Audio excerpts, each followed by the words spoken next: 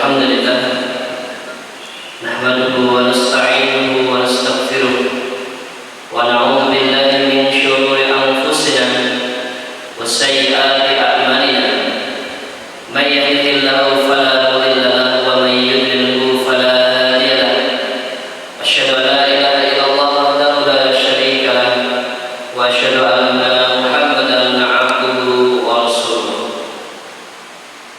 يرفع الله الذين آمنوا منكم والذين أوتوا العلم درجات وقال النبي صلى الله عليه وسلم الدنيا سجن المؤمن وجنة الكافر أو كما قال النبي صلى الله عليه wasallam. Sebelumnya Bapak Ibu semua, perkenalkan nama saya Muhammad Irfan. Saya berasal dari Lampung dan saya berguru dengan beliau Ustaz Muhammad Amin atau Abu Rahman. Sudah ada kurang lebih 11 tahun lah di pondok pesantren. Dan sekarang kalau di pondok itu saya mengajar dalam bidang hadis. Jadi karena beliau ini tabrakan jadwal di tempat yang lain, maka saya diberikan tugas untuk menyampaikan yang biasanya disampaikan, insyaallah. Dan sebelumnya juga saya sampaikan di pondok pesantren kita sekarang sedang membuka program pendaftaran. Insyaallah kalau sekarang masih buka Bapak Ibu semua untuk program tahfiz Quran. Di sana insyaallah nanti hari Senin kita sudah mulai tes ataupun training. Mungkin ada tetangga atau saudara ponakan yang mau mondok, kita silakan nanti bisa hubungi beliau ataupun saya langsung. Dan di sana alhamdulillah kita buat program tahfiz Quran, Pak. Di sana targetnya selama 3 tahun. Dan secara fakta di lapangan alhamdulillah walaupun targetnya 3 tahun ternyata sudah banyak juga yang selesainya selama 2 tahun. Kemarin bulan terakhir kemarin sebelum Ramadan ada 3 orang yang selesai dalam waktu 2 tahun, kurang 2 tahun 5 bulan. Itu informasi saja. Silakan yang mau mendaftar, mungkin ada ponakan, saudara atau yang lainnya. Kemudian kita lanjutkan. Alhamdulillah hadirin yang mulia, syukur kita kepada Allah Subhanahu wa taala.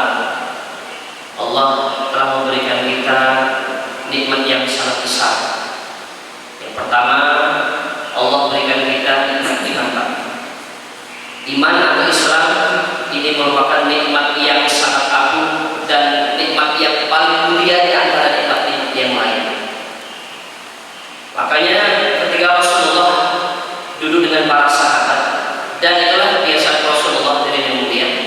Rasulullah dan para sahabat itu kebiasaannya selalu berdiskusi, bermudzakarah, membahas mengenai ilmu agama.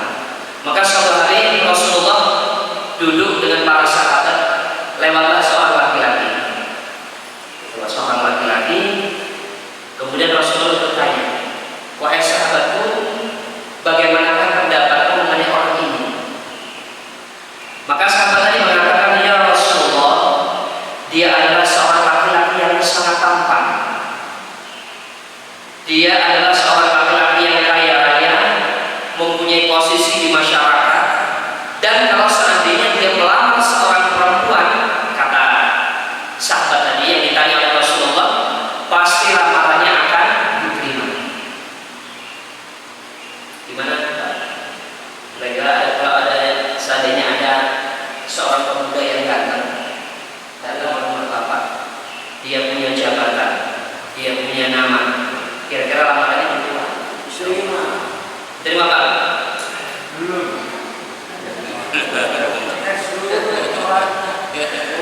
Dites dulu hafalan Qurannya ya, berapa juz ya? Insyaallah. Kemudian lewat seorang laki-laki yang kedua di hadapan Rasulullah dan para sahabat. Wahai sahabatku, bagaimana pendapatmu mengenai orang yang kedua ini? Apa kata sahabat? Ya Rasulullah, dia adalah seorang laki-laki yang sangat jelek katanya. Secara fisik itu jelek, Pak. Dia nggak punya posisi, nggak punya nama. Kalau seandainya dia minta sesuatu, minta kebutuhan atau mungkin minta bantuan, maka nggak ada satu orang pun yang peduli. Dan kalau seandainya dia melamar seorang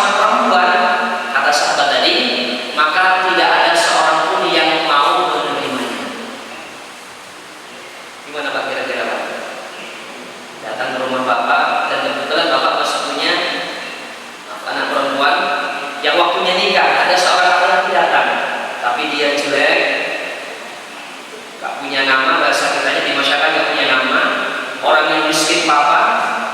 Gimana Pak? Kira-kira terima? Gimana ibu-ibu? Ibu-ibu punya anak perempuan belum nikah, umur 25 tahun belum bisa dia. Perempuan tuh kalau umur 25 tahun belum nikah Pak, itu udah bisa. Gimana ibu-ibu semua? Terima aja Pak.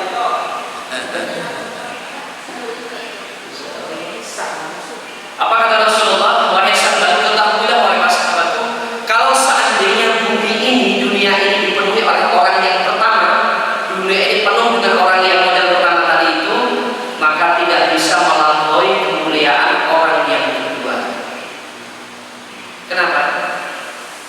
Yang kedua adalah orang yang beriman kepada Allah Subhanahu wa taala, tetapi yang pertama adalah orang yang tidak beriman kepada Allah, alias dia kafir kepada Allah. Makanya Pak, saya punya teman tinggal di Jepang selama 7 tahun, dan dia mengatakan waktu itu beliau menyampaikan semacam tausiah. Beliau menyampaikan, saya tinggal 7 tahun di Jepang Pak. Ini teman-teman saya bilang begitu. Di sana beliau melihat secara langsung bagaimana penyembahan matahari Pak. Di Jepang Pak, orang-orang di sana itu menyembah matahari. Padahal secara fisik Pak, orang-orang Jepang itu ganteng Pak. Secara fisik Pak ya, secara fisik ganteng dan cantik-cantik dan begitu. Secara fisik ya. Tetapi mereka adalah orang yang tidak bertauhid kepada Allah, sehingga apa? Mereka tidak punya kemuliaan di sisi Allah Subhanahu wa taala. Kemudian yang kedua hadirin yang mulia, selain kita bersyukur kepada Allah atas nikmat iman ini dan Islam ini, kita syukur kepada Allah berbuka kita dalam majelis yang sangat mulia ini Pak. Ini majelis tadi seperti ini sudah buat berapa tahun? Wah, sudah lama. 20 tahun. Masya Allah, alhamdulillah. Pertahankan Pak, ini taklim yang luar biasa. Makanya Imam Syafi'i rahimahullah, Imam Syafi'i dia mengatakan, mudzakarah ilmu atau musakarah membahas ilmu itu lebih aku cintai daripada sholat tahajud semalam suntuk Pak. Di sini ada Pak yang bisa sholat tahajud semalam suntuk? Jangan tidak semalam suntuk Pak. Untuk istiqomah 2 rakaat Pak, 2 rakaat tahajud dengan 3 witir nih Pak. Ini perkara yang sangat berat.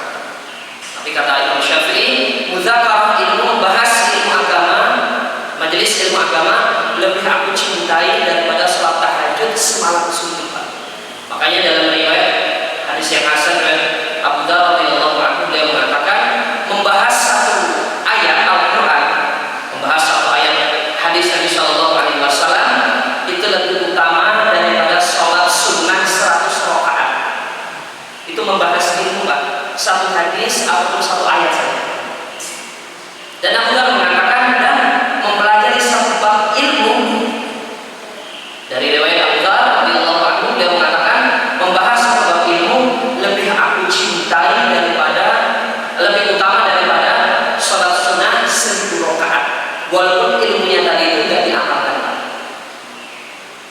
Makanya dalam hadis Rasulullah SAW ada seorang laki-laki yang dia hanya mengerjakan sholat wajib saja, tapi dia mempunyai kebiasaan selalu menyampaikan ilmu agama, dibandingkan dengan orang yang ahli ibadah tapi dia tidak memiliki keilmuan agama, maka lebih utama kata Rasulullah, lebih utama orang yang pertama tadi itu. Jadi kita syukur kepada Allah, Allah berikan kita istiqomah sebagaimana dalam sendiri Pak ya, untuk menuntut ilmu agama setiap sepekan sekali insyaallah. Kemudian hadirin yang mulia, kita akan membahas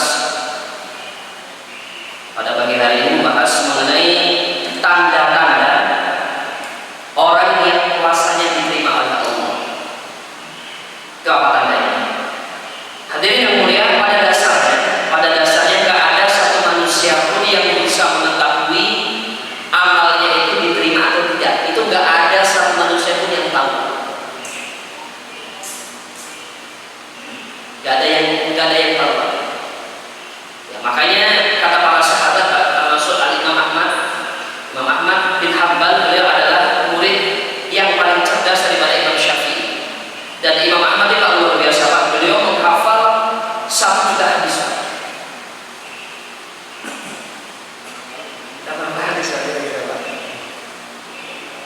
Imam Ahmad menghafal 1 juta hadis, Pak. Dan beliau ini punya kebiasaan yang sangat luar biasa, yaitu sholat sunnah tahajud. Ya, sholat sunnah itu sebanyak 300 rakaat.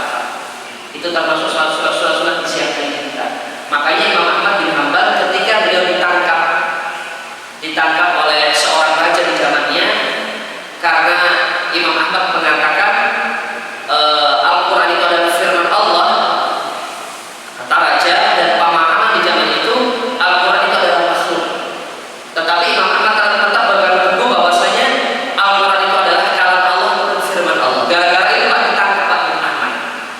Kemudian sehari ada ratusan kali dicabut oleh tentara dan raja di zaman itu, dan Imam Ahmad menyesal, Pak.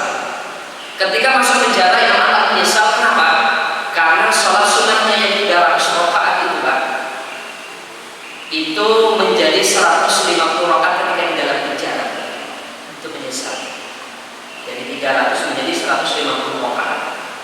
Nah, Imam Ahmad bin Hanbal mengatakan, dan juga para sahabat yang lain juga mengatakan, kalau seandainya ada satu sholat, bahkan ada sebagian ulama di kalangan sahabat mengatakan, kalau seandainya ada satu sujud, Pak, ada satu sujudku yang diterima oleh Allah, maka sudah cukup bagiku untuk menghadap Allah, Pak.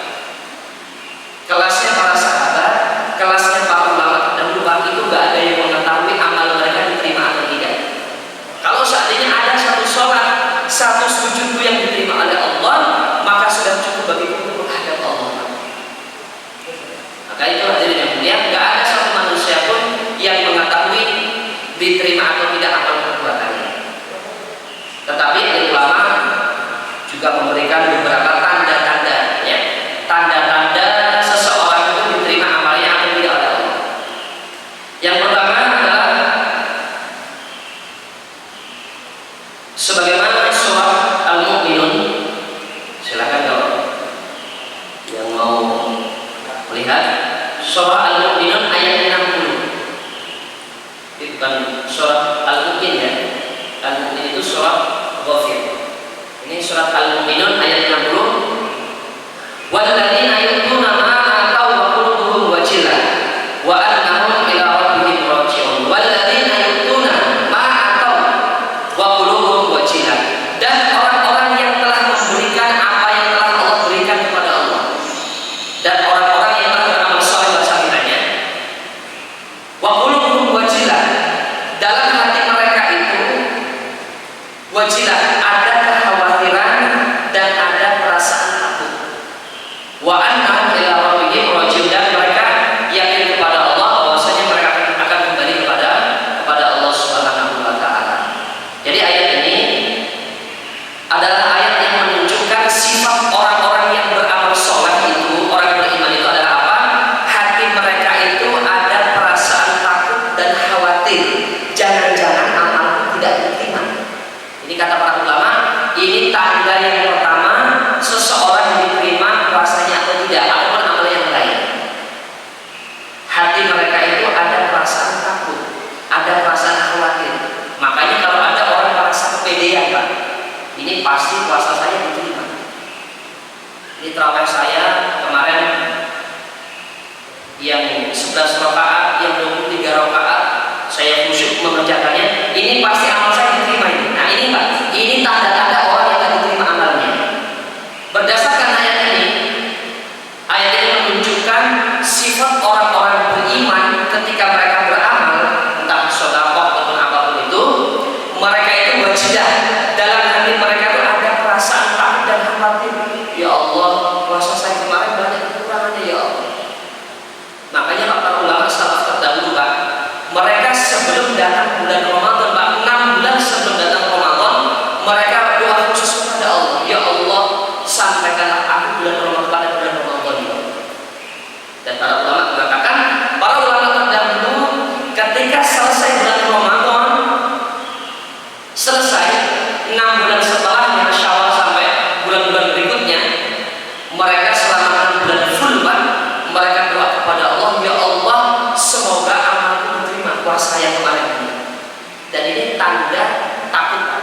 Dan ini ada tanda khawatir, tanda takut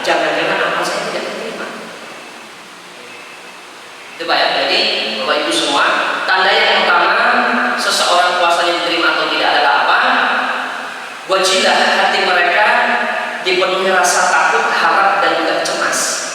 Khawatir, jangan-jangan puasa nggak diterima. Nah, kalau ada sifat seperti ini pada dalam hati kita, insya Allah ini adalah tanda amal kita diterima.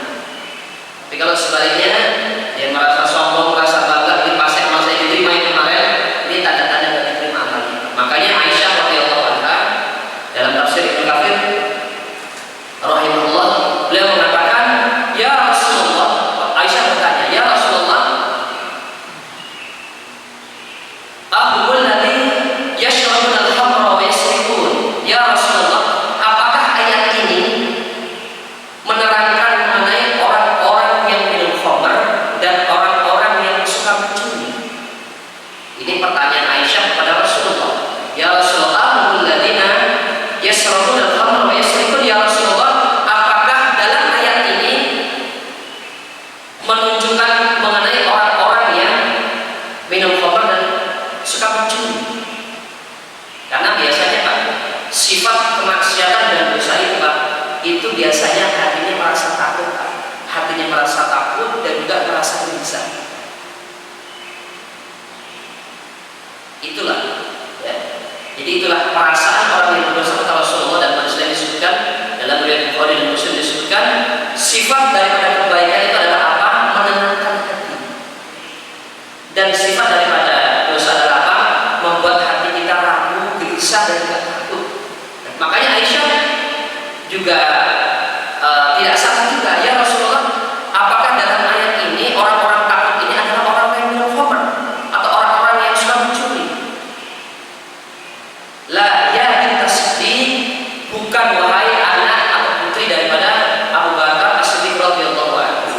Mereka adalah alladzina yasumuna wa yatasaddaquna wa yusalluna. Wahai Aisyah, wahai putri daripada Abu Bakar As-Siddiq, sesungguhnya mereka adalah orang-orang yang biasa berpuasa, istiqomah berpuasa Ramadan ataupun yang sunnah. Mereka adalah orang-orang yang biasa bersedekah.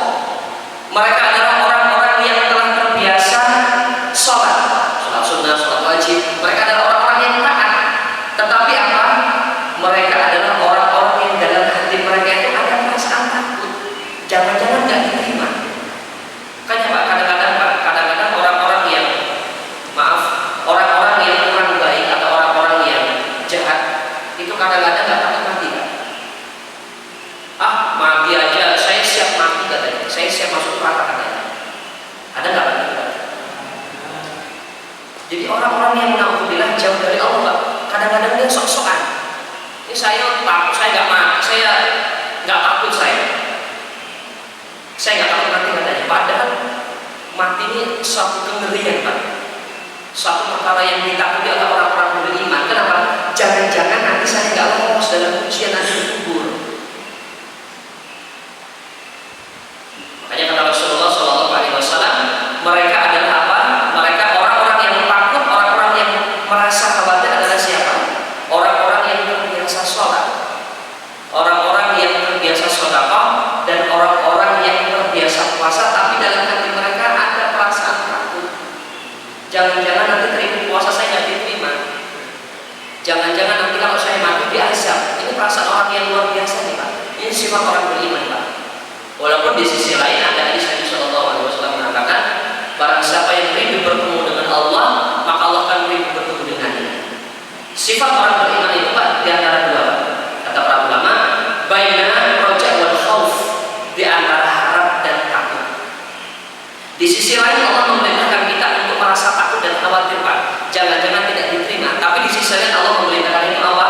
Untuk selalu berharap kepada Allah, mudah-mudahan diterima oleh Allah Subhanahu wa Ta'ala.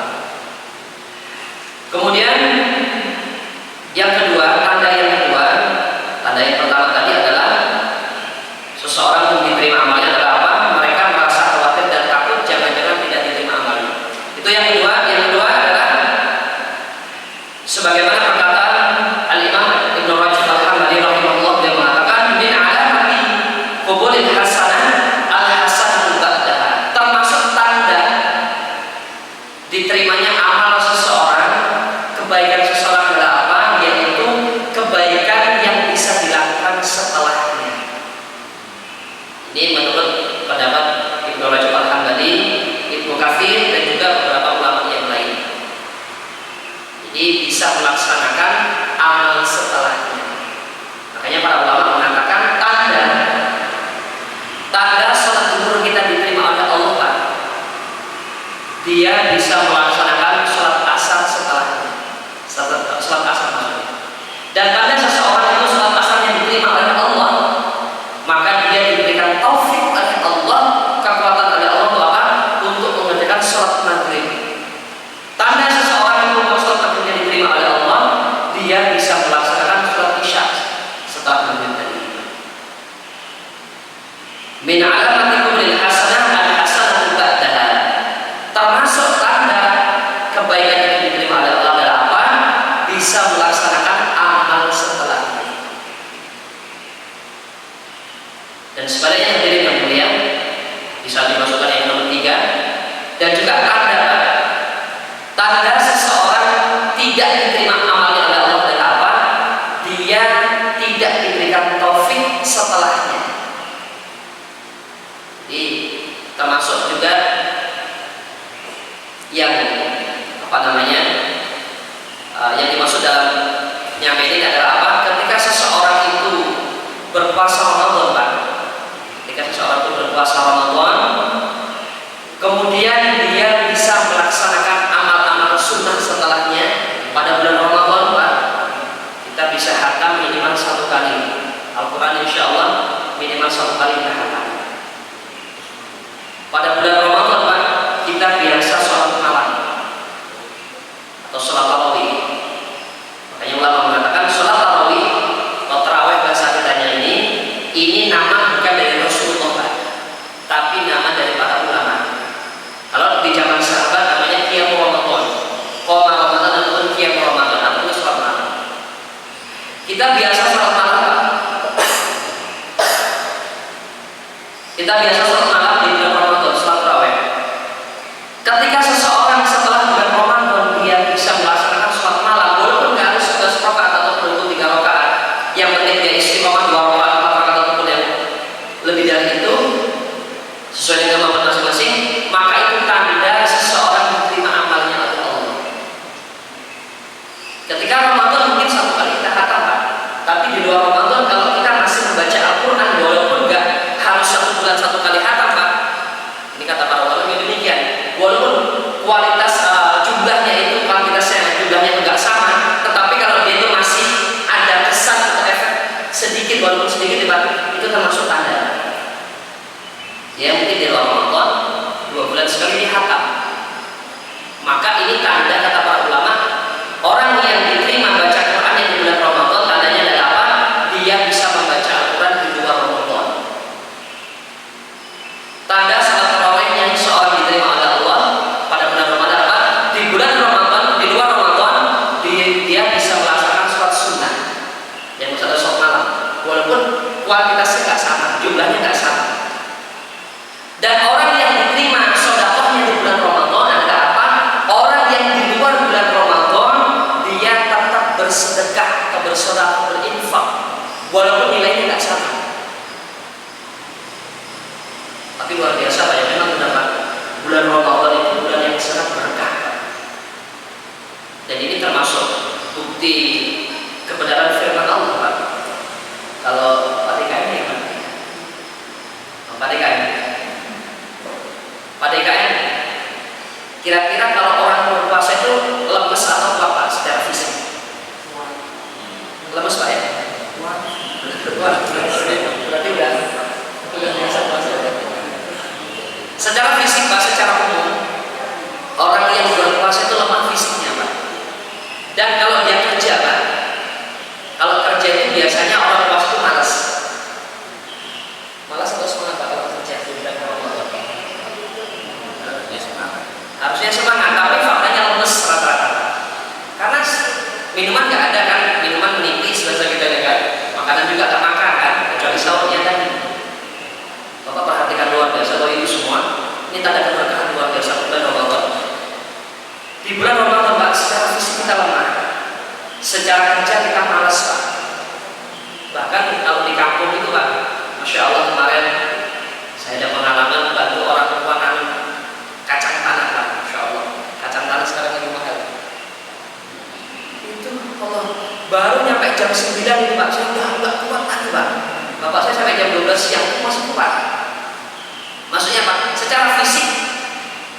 Kita lemah Pak untuk bekerja kita Pak. Tapi Masya Allah Bapak perhatikan, Bapak Ibu semua perhatikan. Di bulan Ramadan itu Pak, itu makanan yang nggak ada di luar Ramadan Pak, itu ada Pak. Timun suri, apalagi itu semua. Gorengan, tiap hari gorengan 20.000, 50.000 Pak. Ya Allah, kalau di pesantren ini Pak, di pesantren ini Masya Allah, kita baru beli gorengan waktu itu 50.000. Ini datang berapa plastik itu Pak.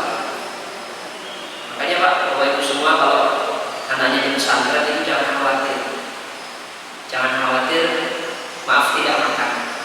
Makanya beberapa orang tua santri yang datang ke pondok, Ustaz di sini makannya berapa kali? Tanya.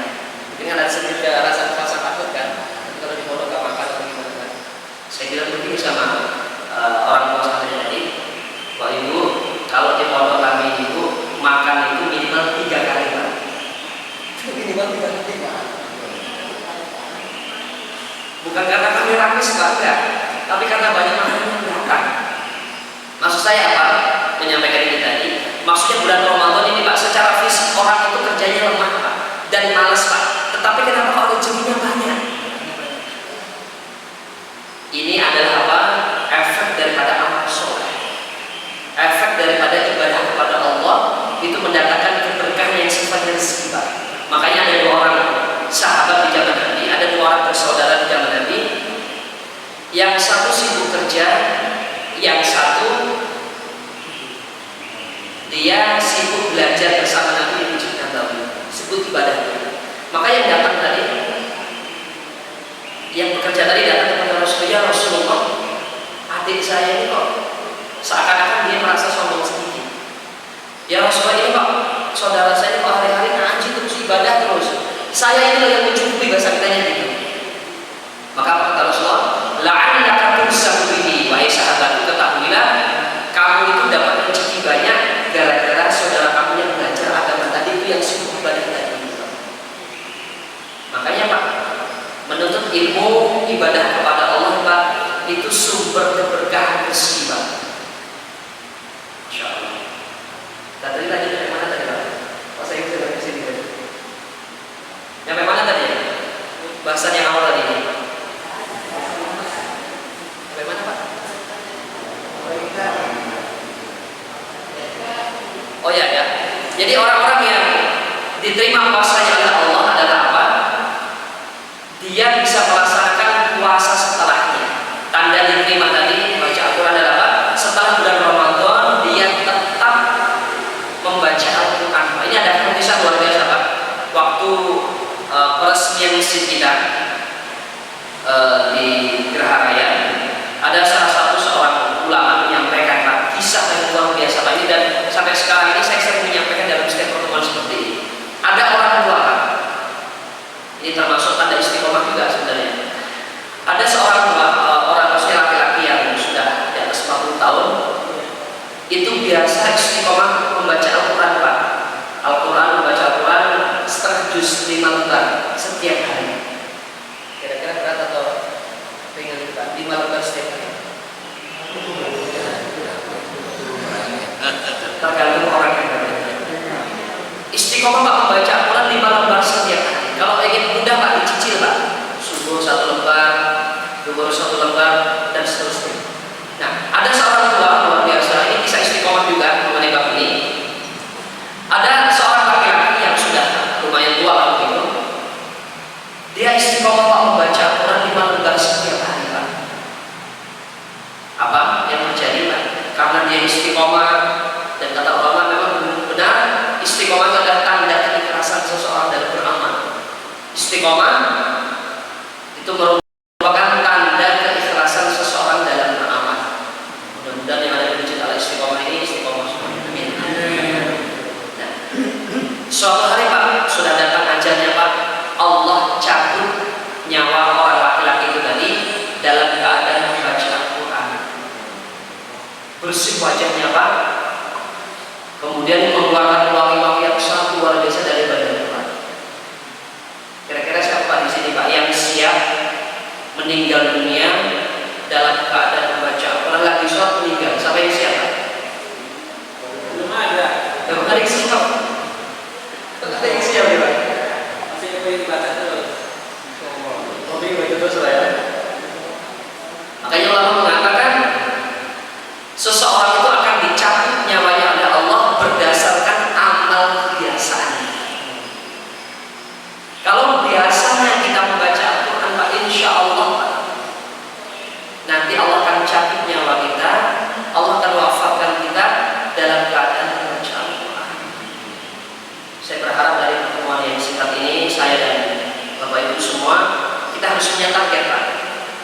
Kita harus punya target untuk membaca Al-Quran setiap hari, walaupun cuma 5 lembar, walaupun cuma 2 lembar. Kenapa Pak?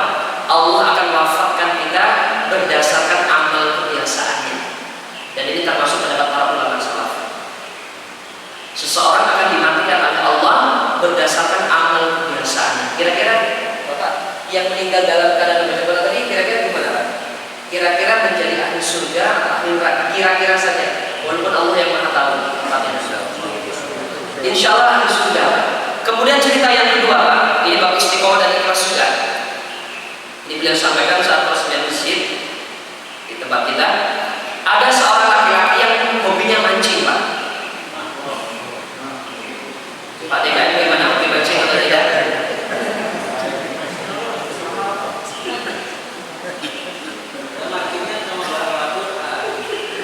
Siapa di sini yang hobi mancing?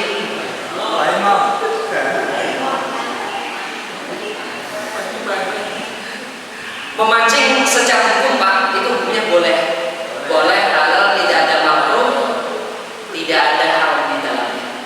Tetapi yang aneh Pak, tapi hukumnya tetap mubah kata para ulama, hukumnya tetap halal, tidak dosa. Tetapi yang aneh Pak, datang waktu azan Pak, dia lagi mancing, ini yang jadi masalah. Makanya hukum menurut usul fikih, hukum permainan itu Pak, hukumnya adalah mubah Pak. Contohnya main bola, berkuda, terus memanah. Kalau yang sunnah itu berkuda, memanah, berenang, itu yang sunnah. Disunahkan oleh Nabi adalah berkuda, memanah dan berenang. Tapi yang ada di sini kan main bola, anak-anak futsal kan, main bola, bulu tangkis, mungkin ada main yang lain, itu hukumnya mubah Pak menurut usul fikih. Para ulama usul fikih mengatakan ini hukumnya mubah. Tetapi kalau seandainya sampai meninggalkan perkara yang wajib, maka dia berubah menjadi haram. Main bola hukumnya mubah, hukumnya boleh. Tapi kalau waktu azan dia main bola jadi haram Pak, permainan bolanya. Sama dengan masalah memancing tadi itu. Memancing secara hukum hukumnya halal dan boleh, dan tidak ada keharaman atau kemakruhan sedikit pun tidak ada. Tapi kalau dia saat mancing dia tetap saat dia azan, waktu azan datang dia tetap mancing, maka mancing bisa berubah menjadi haram tadi Pak. Nah, kisah yang beliau sampaikan adalah ada seseorang laki-laki yang hobinya mancing Pak. Insya Allah tidak ada masalah. Tetapi yang jadi masalah setiap waktu azan Pak, dia masih mancing Pak. Akhirnya apa Pak? Memang karena dia memang udah istiqomah Pak, istiqomah mancing. Akhirnya Allah terima amal mancingnya Pak. Tapi ada kesalahan dia nggak sholat. Akhirnya apa? Allah cabut nyawa orang tersebut dalam keadaan apa? Bukan Pak. Dalam keadaan nyebur di kolam ikan. Kira-kira nih Pak, ini mati yang baik atau mati yang buruk Pak? Kira-kira aja nih. Walaupun Allah yang tahu rahasianya. Bapak DKM, Bapak pilih meninggal dalam keadaan membaca Quran atau memancing Pak? Sama membaca Quran. Alhamdulillah. Allah Akbar. Maka hadirin yang mulia, bulan Ramadan kemarin ya, kita sudah diterpih oleh Allah untuk beribadah kepada Allah, untuk berpuasa, sholat malam, baca Quran, bersedekah. Maka orang yang bisa mengamalkan amalan-amalan Ramadan setelah bulan Ramadan ini adalah tanda amalnya diterima oleh Allah. Berikutnya, terakhir ini sampai jam berapa? Belum. Ya. Jam 6 lewat 5 ya. Yang berikutnya nomor 3 adalah apa? Bertambah ketakwaan. Bertambah ketakwaan. Ini sebagaimana firman Allah surah Al-Baqarah ayat 183, ya ayyuhalladzina amanu kutiba alaikumussyam kama kutiba alal ladzina min qablikum la'allakum tattaqun. La'allakum tattaqun ini adalah tujuan puasa, membentuk sifat takwa kepada Allah. Kata Imam Asy-Syafi'i rahimahullah, dia mengatakan ketakwaan itu adalah apa? Menjalankan seluruh perintah Allah dan meninggalkan seluruh larangan Allah. Larangan itu sifatnya kemaksiatan Pak. itu wajib kita tinggalkan, Pak. Menurut kaidah para ulama, kalau ketakwaan ini, Pak, ibadah ini, Pak, ketaatan ini, Pak, itu boleh kita laksanakan sesuai dengan kemampuan masing-masing.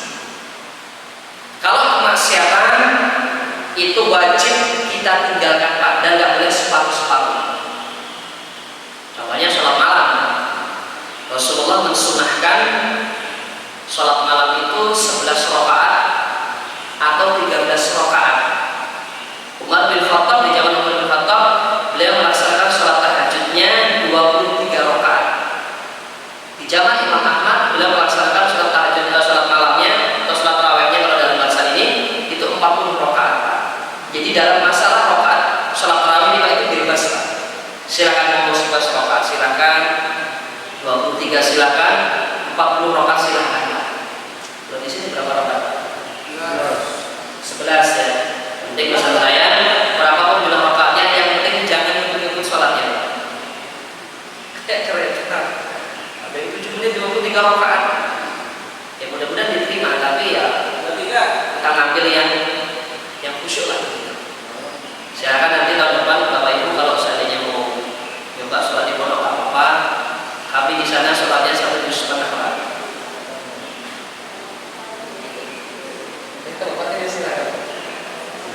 Jam 9 baru selesai, Pak, di sini. Saya 1 juz ya? Alhamdulillah.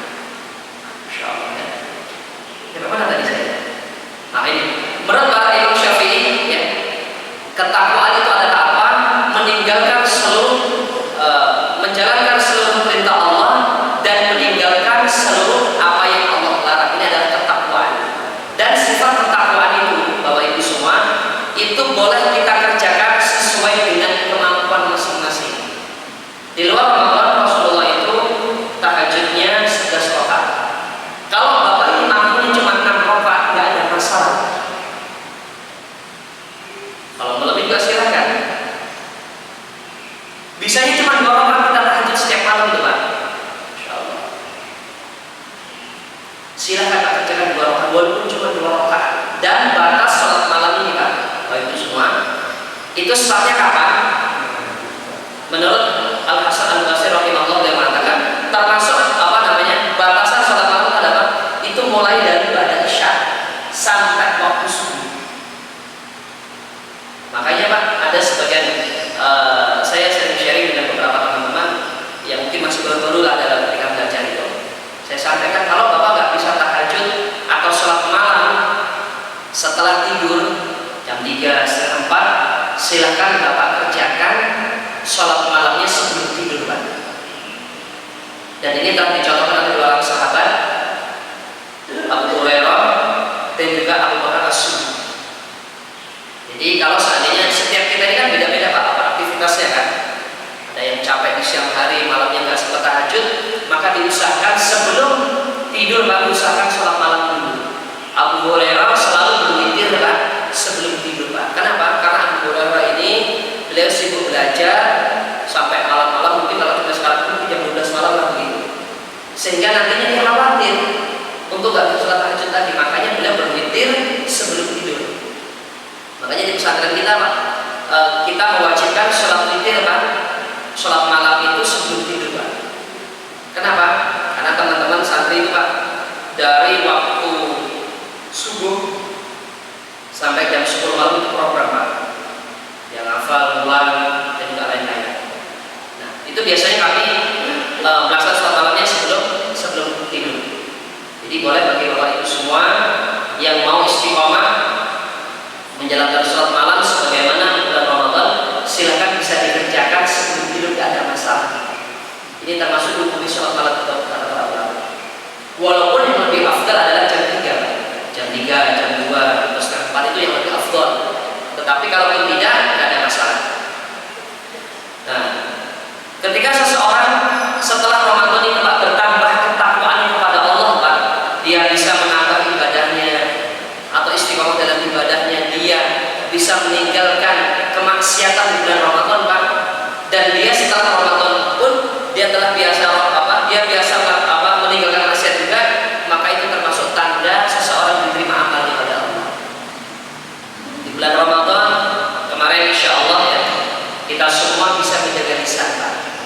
daripada menggibah dan membicarakan aib orang lain. Insya Allah orang yang diterima amal puasanya setelah Ramadan lisannya terjaga daripada menggibah orang lain, membicarakan aib orang lain ataupun berkata kotor ataupun yang kecil. Makanya nasihat untuk para ibu-ibu semua,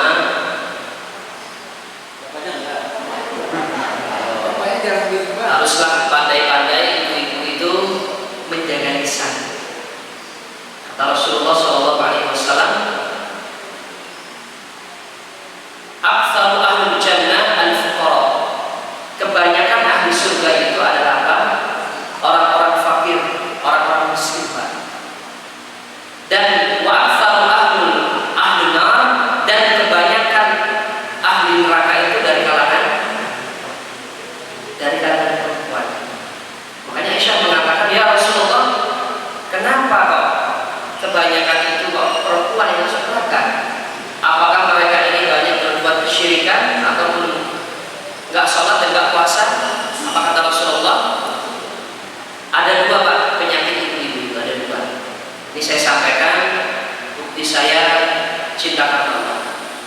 Kebanyakan perempuan itu penyakitnya ada dua, Pak. Pertama, ada pada lisan. Lisan maksudnya apa kata Rasulullah? Al-li'an, yaitu suka mencaci atau suka melaknat. Kalimatnya itu, maaf, sering seperti itu. Ada anak nakal, dasar anak setan katanya. Ya kalau anaknya setan, ibunya siapa? Ibunya setan. Nah, kalimatnya itu seperti itu, Pak. Sering melaknat, sering menyakiti hati suami dan lisannya, dan biasanya sering bergibah. Tapi insya Allah ibu-ibu yang ada di masjid ini tidak seperti itu. Amin. Ibu-ibu di sini insya Allah sibuk dengan zikir kepada Allah, sibuk dengan membaca Al-Quran. Ini yang ada di sana ini menurut saya, Pak. Nah, itu sebab pertama masuk neraka adalah karena suka melaknat, lisannya tidak terjaga. Yang kedua adalah kata Rasulullah SAW, kufur dengan nikmat suami. Kata Rasulullah, kamu berbuat kebaikan 100 kali atau 1000 kali, satu kali kamu tidak berbuat baik kepada perempuan tadi, atau dia berbuat buruk kepada perempuan tadi itu,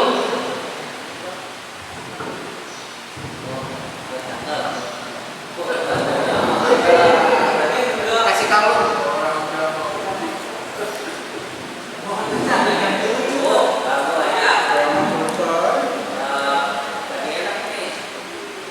Para suami berbuat baik, Pak, 100 kali, Pak. 100 kali atau 1 tahun atau 1000 kali, Pak. 1 kali Bapak gak berbuat baik, 1 kali Bapak berbuat yang buruk, dicap sama istri, Pak. Ini suami saya gak pernah berbuat baik sedikit pun, Pak.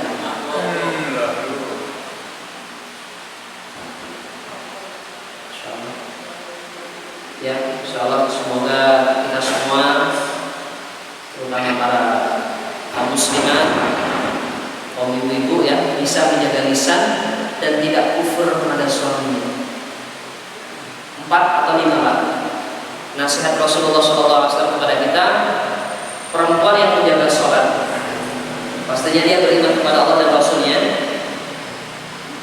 Dia menjaga sholat, menjaga puasa, menjaga kehormatan, dan yang kelima atau yang keempat ini, Pak, dia bisa taat kepada suami, dakhalal jannah. Pak, ini perempuan ahli surga. Makanya yang paling berat itu, Pak, bagi perempuan itu, Pak, yang berat bagi perempuan itu adalah apa? Berbakti pada suami. Kalau kita mencari perempuan yang ahli tahajud, banyak, Pak. Kalau kita mencari perempuan yang ahli puasa, ahli sedekah, sekarang banyak gerakan apa itu? Jumat berkah, kan? Dan itu rata-rata ibu-ibu, Pak. Alhamdulillah bagus.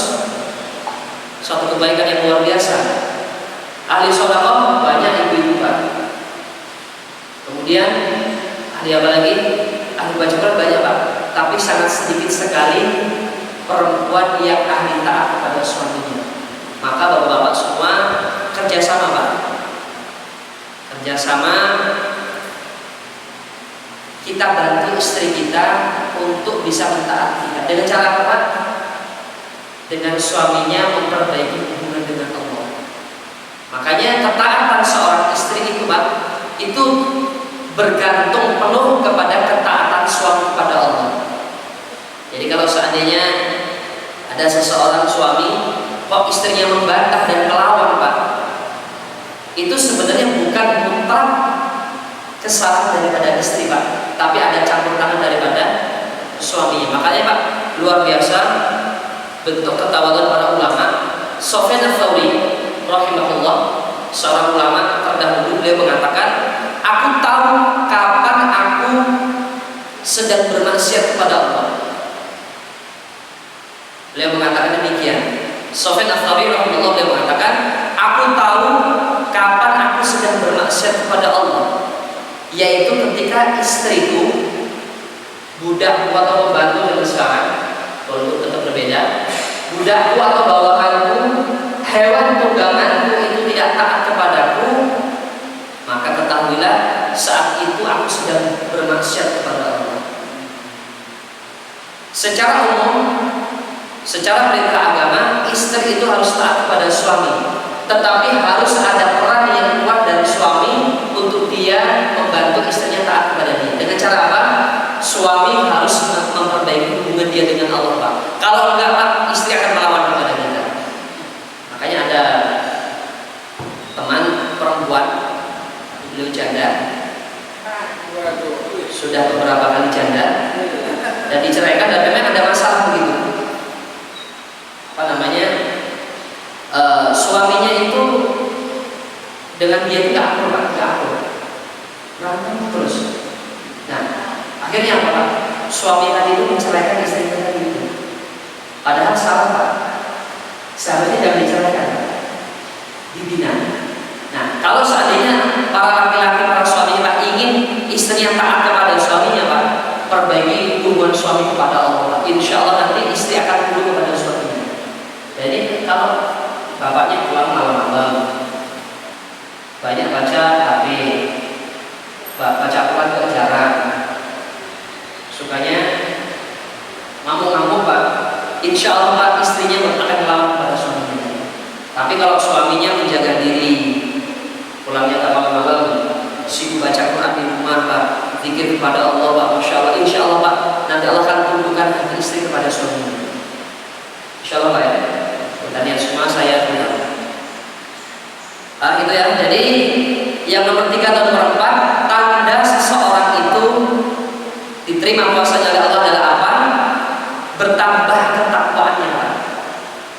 Ibadahnya setelah Ramadan itu semakin bagus, dan juga dia bisa meninggalkan kemaksiatan, bisa menjaga lisannya, dan juga bisa meninggalkan perbuatan-perbuatan yang tercela lainnya, termasuk mengganggu.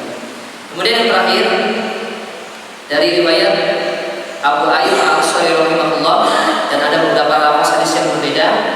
Dari riwayat Imam Muslim, Nabi Shallallahu Alaihi Wasallam bersabda, "Man shoma Ramadan, thumma atba'ahu sitta min Syawal, ka'annahu kasawid dahr." Kata Rasulullah Shallallahu Alaihi Wasallam, barang siapa yang berpuasa full 1 bulan Ramadan, thumma atba'ahu, kemudian disusulkan atau diikut kesertakan dengan apa? Puasa 6 hari di bulan Syawal, ka'annahu kasawid dahr, maka seolah-olah dia telah berpuasa 1 tahun penuh Pak. Dan dalam riwayat Ibnu Majah disebutkan, barang siapa yang datang membawa satu kebaikan, maka Allah pun akan memberikan 10 kali lipat pahala. Dan ini senada dengan firman Allah Subhanahu wa taala, "Man jaa bil hasanati falahu asyru amsalihha." Barang siapa yang datang membawa satu kebaikan, maka dilipat gandakan menjadi 10 kali lipat. Maksudnya apa? Dari mana angka 1 tahun itu? Dari hadis dan juga ayat Al-Qur'an. Orang yang berpuasa 30 hari Ramadan itu Pak, 30 hari kali 10 berapa? 300. 6 hari puasa Syawal tadi itu dikali dengan 10 berapa? 60, berarti 360 hari digenapkan menjadi 1 tahun. Dan mengenai puasa Syawal Pak, puasa Syawal itu kapan mulainya? Mulainya dari tanggal 2 Syawal. Jadi lebaran kedua itu sudah diperbolehkan untuk berpuasa Syawal. Dan menurut para ulama yang afdal adalah berturut-turutan, tanggal 2 Syawal, 2, 3, 4, 5, 6, 7. Biasanya kalau di kampung itu ada namanya lebaran ketupat ya. Itu untuk syukuran bulan Syawal, itu tadi puasa Syawal sebenarnya. Tapi itu kampung-kampung mana. Pelaksanaan bulan Syawal ini, puasa Syawal ini itu boleh dari mulai tanggal 2, dan afdal menurut para ulama itu berturut-turut Pak, 2 sampai 7. Tetapi sebagian ulama mengatakan boleh dilaksanakan di luar tanggal 2 Pak. Mungkin mulai tanggal 10-nya, 10 Syawal atau 10 Lebaran ya kan. Dan boleh dilaksanakan secara apa namanya? Putus-putus lah ya, putus. Mungkin hari ini puasa, besok lagi puasa, hari ini puasa, besok tidak, berikutnya puasa lagi. Jadi intinya masih dalam bulan Syawal tadi. Dan insya Allah kita niat semua ya. Dan ini tanggal berapa Syawal? 11 ya? 11 atau 12 Syawal sekarang. Jadi masih ada waktu kurang lebih 17 ya, 17 18 lah begitu lah. Dan bagaimana untuk ibu-ibu yang punya hutang? Gimana Pak? Dahulukan bayar Ramadan atau yang Syawal Pak? Mana ibu-ibu? Ibu mau bayar hutang yang Ramadan kemarin atau mau laksanakan puasa sunnah? Ya, dahulukan yang wajib Pak. Dahulukan yang wajib, kemudian yang sunnah. Kenapa? Karena kata para ulama, orang yang mengerjakan amalan sunnah sampai tertinggal yang wajib, maka apa? Dia akan tertipu syaitan, kata para ulama. Tapi kalau dia gara-gara wajib, sunnahnya ketinggalan, maka dia diampuni oleh Allah. Makanya kata Rasulullah SAW, "Idza uqimatis shalah, fala salata illal maktubah." Ya. Maka kata Rasulullah SAW, apabila telah diiqamati sholat, maka tidak ada sholat sunnah Pak, kecuali yang sholat wajib. Maka seseorang yang sedang sholat sunnah, contohnya tadi qobliyah subuh, tiba-tiba qomat Pak, maka yang sholat sunnah qobliyah tadi Pak itu harus membatalkan sholatnya. Tapi ada penjelasan dari para ulama, kalau seandainya sudah ada di rakaat yang kedua, maka dia melanjutkan sholatnya. Tapi kalau masih sholat di rakaat yang pertama, sholat qobliyah tadi subuh contohnya, maka dia wajib membatalkan sholatnya tadi. Dan boleh Pak ya, ini ilmu baru mungkin yang belum pernah dengar, boleh melaksanakan sholat sunnah qobliyah subuh dilakukan setelah pada subuh, itu namanya qadha Pak. Dan itu sudah diperbolehkan oleh para ulama. Rasulullah pun pernah melaksanakan juga, dan juga para sahabat yang lain. Tapi kalau bisa kerjanya jangan emosi Pak. Nanti ini gara-gara taklim kemarin ini apa sengaja diterapkan, akhirnya sholat sunnah qobliyahnya pada subuh. Ini kayaknya Bapak punya jalan sesat nih kayaknya. Kalau bisa kerjakan di rumah aja Pak. Tapi kalau udah sama-sama paham, silakan, nggak ada masalah. Ini saya fikih saja. Tapi yang lebih afdal adalah di Allah. Oke Bapak Ibu semua, insyaallah kita cukupkan sampai sini. Mungkin ada 1-2 pertanyaan yang disampaikan. Baik, alhamdulillah. Ini adalah orang-orang yang banyak masuk ke dalam surga. Tapi sedangkan orang miskin tadi banyak apa? Katanya ibadahnya kurang. Yang dimaksud adalah apa ini? Orang miskin yang taat kepada Allah. Saya paling sedih tuh Pak, kalau lagi jalan ke Cilenduk atau kemana gitu, Geraha Raya atau kemana itu banyak, maaf, para pengemis Pak, di jalan-jalan di waktu sholat masih ada di situ juga. Saya mikir ini sholatnya kapan nih orang ini? Bukan yang seperti ini Pak, bukan orang maaf nih, bukan orang-orang miskin maaf yang sifatnya maaf nih, dia sibuk kesana kemari nyari pengemis begitulah ya, dia ini dan itu enggak Pak. Tapi orang miskin yang taat kepada Allah yang dimaksud. Bahkan kata para ulama, orang kaya ini Pak, kalau dia bersyukur kepada Allah dengan hartanya, akan akan lebih tinggi derajatnya daripada orang miskin yang taat pada Allah. Jadi tergantung tadi. Tapi sedih kita Pak ya. Maaf ya. Kita semua adalah orang miskin. Sudah miskin, gak sholat, mau apa lagi coba? Udah miskin gak sholat Pak. Mending Pak kalau kaya dia sudah gak sholat, mending di dunia masih bahagia, di akhirat Pak ya Allah. Makanya saya bilang sama beberapa teman-teman, maaf para pengemis itu, kalau seandainya dia jaga sholat Pak, insya Allah Allah gak akan hinakan dia seperti itu. Orang yang jaga sholat itu Pak, insya Allah Pak, rezekinya Allah mudahkan nantinya. Allah berikan keberkahan rezeki yang luar biasa orang yang jaga sholat. Tapi maaf kalau dia udah miskin, maaf udah jadi pengemis enggak sholat Pak, aduh. Makanya kata Rasulullah SAW, orang yang paling dibenci oleh Allah adalah siapa? Orang miskin yang sombong. Sombongnya dari mana dia? Dia nggak punya harta kok sombong atau sombong? Dia nggak taat sama Allah, nggak mau sholat, nggak mau puasa, nggak mau taat pada aturan ini dan itu, kita masuk kesombongan. Itu Pak ya. Allah SWT. Tadi ada pertanyaan dari surah Al-Maidah ayat 14 Pak ya? 14 ya?